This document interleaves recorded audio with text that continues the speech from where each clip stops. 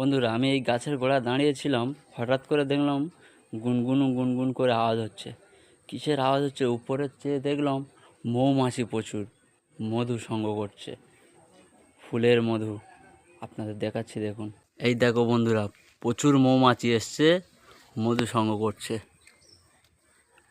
গুনগুন গুনগুন করে আওয়াজ হচ্ছে, দেখো। প্রচুর মৌমাছি দেখো উঠছে উপরে, দেখো।